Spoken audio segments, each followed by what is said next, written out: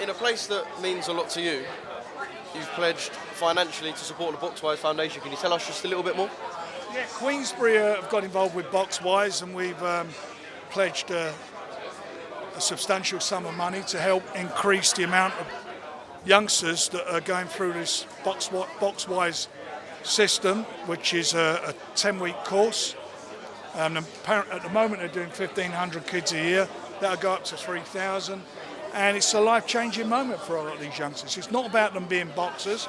It's about them using boxing and the gyms to learn things about respect, discipline, obesity, nutrition, respecting each other's different ethnic backgrounds. And this is a result probably or because of all the knife crime that's been taking place in every major city, and it seems in villages now around the country. So this is us doing our small bit and helping to support Boxwise, which is a magnificent charity. You see all these youngsters here today. If this wasn't happening today, where would they be? They'd be out on the street. Tell us a little bit what it's like for them being a youngster growing up in Islington. Listen, it was all different times, but back then there was fighting, there was knives, and it was no different. Probably not as. It wasn't as much as it is now, but it's a different world we live in. But back then, there were. I can assure you, there was quite a bit of it, and I can assure you, when I was younger, I was there, so I know what it's like. Just a quick recap on Birmingham before we talk about Joyce and Chisora. Brad Pauls and Nathan Heaney have shared 24 rounds. Brad is now the one with the British title. They're an exciting 24 rounds and made for a really good, quick little British rivalry. It's been brilliant. I mean, both of them. It was a fantastic fight on Saturday. Early part of it, Nathan was doing what he had to do. Brad got back into it in the fourth round, and it sort of ebbed and flowed there. I thought it was very close, and then when it mattered, Brad did what he had to do and emphatically won the fight. There was, I think it was the 8th or 9th round when Nathan was catching Brad with a few body shots. I thought that was going to be a telling moment, but Brad came through it and did what he had to do. Magnificent fight, great for the fans. Brad went into the other guy's backyard with his great support. But it's not the end of the world for Nathan. He may stay at that weight, he may go up. Whatever he wants to do, we're with him. And obviously, as far as Brad's concerned, we will push him forward as well.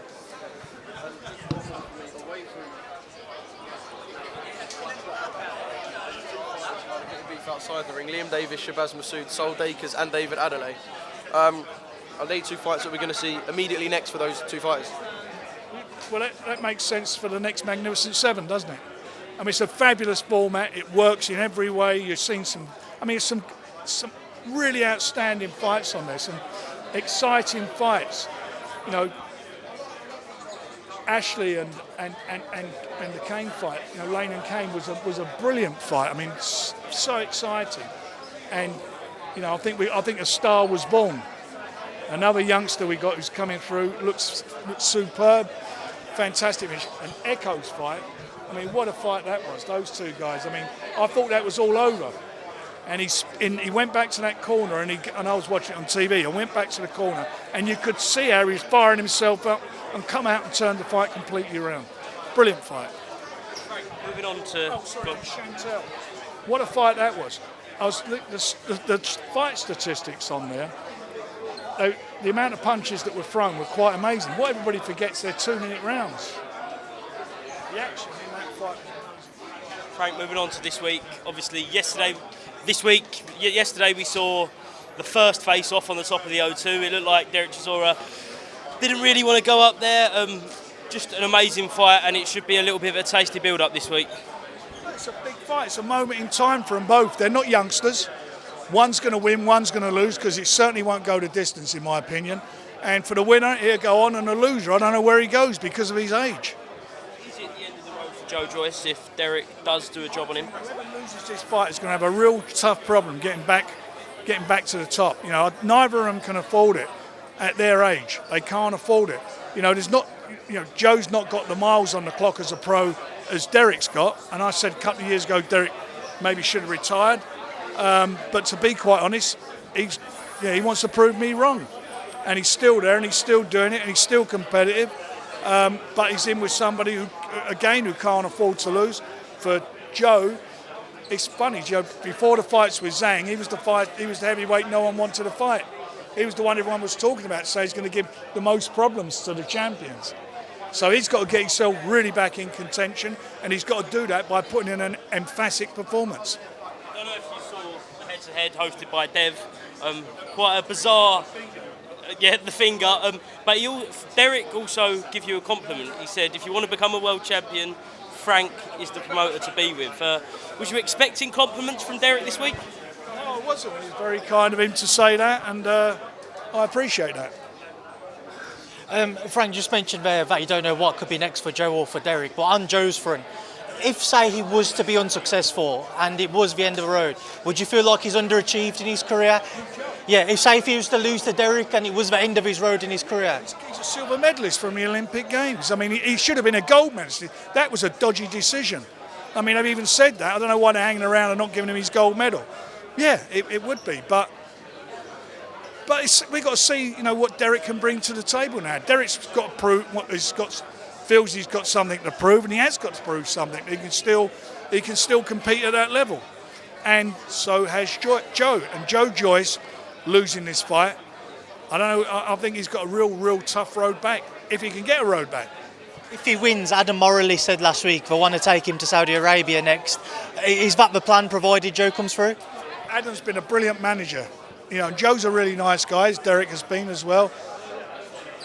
There is a prize there, whether it be Saudi Arabia or a big show in the UK. There are some really big fights out there for the winner of that fight, and they could get themselves in a position very quickly to maybe become fighting as a challenger for a world title, or depending what happens with the belts, whether they fragment, being there fighting for a vacant title. Who knows? But you've got to win it to be in it. Frank, sticking with heavyweights, Moses Itauma versus Marius Vach's a great fight. What do you expect? Do you expect to see tough rounds for Moses on Saturday, or do you expect to see him stop as a very tough and durable man?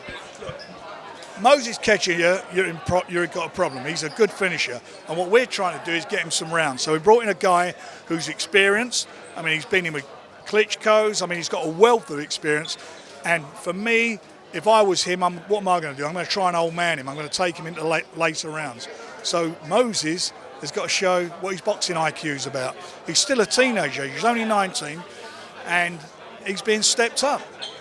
You look at other than Tyson, you look at most of the guys, none of them turned pro till they were in their 20s.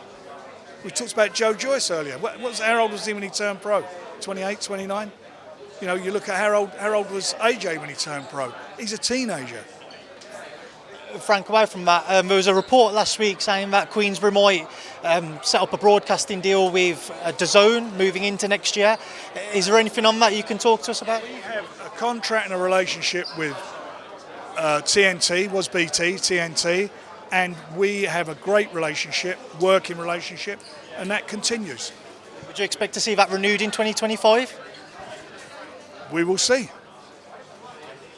Yeah, Frank, just on that line, are the conversations ongoing with TNT to continue the deal, or is it finalising with Dazn? I don't know where you're getting the ongoing from.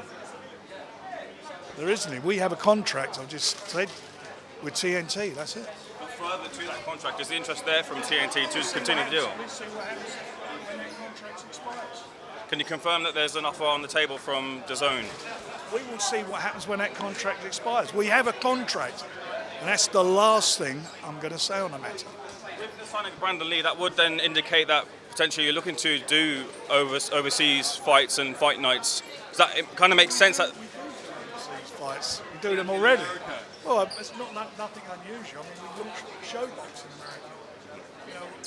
God knows how many shows over the years have done in America, and we made a decision. After Box Nation, we made a real conscious decision to focus on here, the UK, and build a base here and build a group of fighters that we feel can go on and then fight around the world or in America. And that's what we've been doing, and we've done it very successfully. you say about the potential viewership if there was to be a deal with Dazn as to the eyes that it would bring to boxing as it's off of the traditional means of television and onto an app? Do you feel that it might cause, in the short term at least, a drop in some viewership? Say anything because it's irrelevant at the moment. Last year as well too, just to clear up, Daniel Dubois, there was a question from 258 management regarding enrolling into VADA. What was the situation then? Was he enrolled before the tweet came out? He was enrolled 40 hours after the letter comes saying to be enrolled. When did that letter come in? I'm not sure the date, a couple of weeks ago, whenever it was. And unfortunately a tweet was, or something was put out mentioning that from 258, which was totally inappropriate. You know, the next day it was all done. It's just ridiculous. It's an How many title fights has he had? Usyk, Bryant, and the last one. All VADA, tested. So what is anyone trying to make about this? Fights on the 21st of September. I don't know where it's going. What is this bullshit all about? He's enrolled. They're both enrolled. And by the way, he gets tested regularly by UCAD. And he's never failed a test, by the way. I wouldn't contest that at all, but I just wonder why that was allowed to get to that point, because it allows for people to kind of view... At that point at all. Nothing's been allowed. We've done everything appropriately and properly. Nothing's been allowed. That's your words, that's not what it is. And if you want to read that into it, that's up to you. But you're wrong. Next one. Pro boxing fans, have you had any communication? Next time, let's have some positive.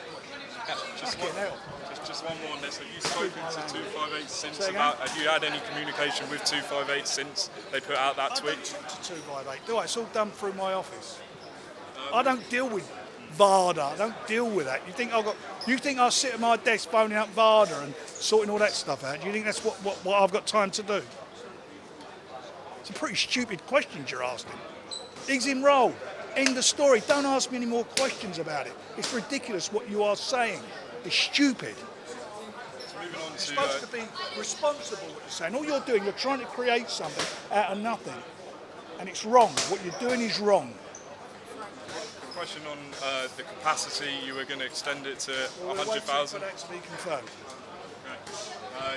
How is Daniel looking, Cam? Have you had any communication with him? I spoke to his dad yesterday and he's really happy. He's happy with what's going on. What can fans expect this Saturday night at the O2? Joe Joyce and Joyce-Chisora. I'm looking forward to it. It's a fabulous show. You've got some really good fights on there.